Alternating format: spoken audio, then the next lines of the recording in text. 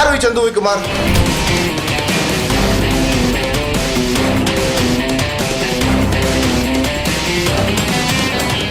ಒಡಿಯಾನಹಳ್ಳಿ ಅಂತ ಒಂದು ಚಿಕ್ಕ ಗ್ರಾಮದಲ್ಲಿ ಜನಿಸಿರತಕ್ಕಂಥ ಯುವಕ. ನಾನು ಯುವಕರುಗಳ ಪರವಾಗೇನೆ ರಾಜಕಾರಣ ಮಾಡಲೇಬೇಕು ಅಂತ ಬಂದಿರೋದು. ರಾಜಕಾರಣಕ್ಕೆ ಬರಬೇಕು, ಈ ಅವಮಾನಗಳನ್ನ ವಿರೋಧ ಮಾಡಿ ನಾವು ಜೊತೆಗೆ ನಿಂತ್ಕೋಬೇಕು ಅಂತೇಳಿ ಬಂದಿದ್ದೀರಿ. ಯಾರಾದರೂ ನೆಗೆಟಿವ್ ಆಗಿ ಮಾತಾಡ್ತು ಅಂತ ಹೇಳಿದ್ರೆ ಅವ್ರ ಮನಸ್ಥಿತಿ ಹೆಂಗಿರ್ತದೆ ಅನ್ನೋದು ಅವ್ರಿಗೆ ಅರಿವಿರಬೇಕಷ್ಟೇ.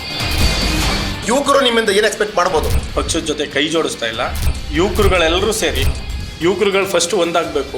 ಗೊತ್ತಾಗದ ರೀತಿಯಲ್ಲಿ ಅವ್ರು ನಮ್ಮನ್ನು ಒಳಗಡೆ ನಾವು ಇನ್ವಾಲ್ವ್ಮೆಂಟ್ ಮಾಡ್ಕೊತಾ ಇದ್ದೀವಿ. ಹಂಗೆ ನಾನು ಇವತ್ತು ಮನೆಗೆ ಹೋಗಿದ ತಕ್ಷಣ ನನ್ನ ಒಂದು ಮಗು ಥರ ಮಾತಾಡಿಸ್ತಾರೆ. ಚಂದು ಅವ್ರು ಆಯ್ಕೆ ಮಾಡ್ಕೊಂಡಂಥ ಕ್ಷೇತ್ರ ರಾಜಕೀಯ. ಯಾಕೆ? ನಾವೇನು ಆಂಜನೇಯ ಸ್ವಾಮಿ ಅಲ್ಲ, ಎದೆ ಬಗೆದ್ಬಿಟ್ಟು ನಮ್ಮ ಎದೆಲಿ ಏನಿದೆ ಅಂತ ತೋರಿಸ್ಲಿಕ್ಕೆ.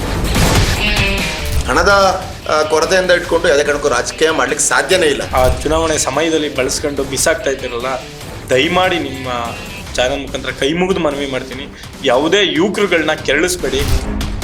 ಬಡವ್ರ ಮಕ್ಕಳನ್ನ ಕಡೆಗಣಿಸಿದ್ರೆ, ಕಾರ್ಯಕರ್ತರ ಮಕ್ಕಳನ್ನ ಕಡೆಗಣಿಸಿದ್ರೆ ಮುಂದೊಂದು ದಿನ ಏನು ಮಾಡ್ತಾರೆ ಅನ್ನೋದಕ್ಕೆ. ಒಂದು ಕಡೆ ಈಗ ಚಲುವರಾಯಸ್ವಾಮಿ ಅವರ ವಿಚಾರ ಬಂದರೆ, ಮತ್ತೊಂದು ಕಡೆ ಪ್ರೀತಮ್ ಗೌಡ್ರು ವಿಚಾರ. ಇವತ್ತಿನ ಯುವಕರುಗಳಿಗೆ ರಾಜಕಾರಣ ಮಾಡೋಕ್ಕೆ ಪ್ರೀತಮ್ ಗೌಡ್ರು ಒಬ್ರು ಇನ್ಸ್ಪಿರೇಷನ್.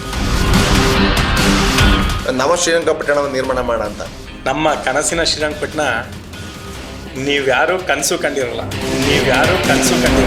ರಾಜ್ಕುಮಾರ್ ಅಣ್ಣವ್ರು ಹೇಳಿದ್ರು ಏನಂತ, ಯುವಜನ ಶಕ್ತಿಯು ಮನಸ್ಸಿಟ್ಟು ನುಡಿದರೆ ನಡೆದರೆ ಭೂಮಿಗೆ ಸ್ವರ್ಗ ಇಳಿಯುವುದೇ, ಯುವಕರೇ ಮೇಲೇಳಿ ಸಂಸ್ಕೃತಿ ಕಾಪಾಡಿ, ಯುವಕರೇ ನಾಡಿನ ಶಿಲ್ಪಿಗಳು.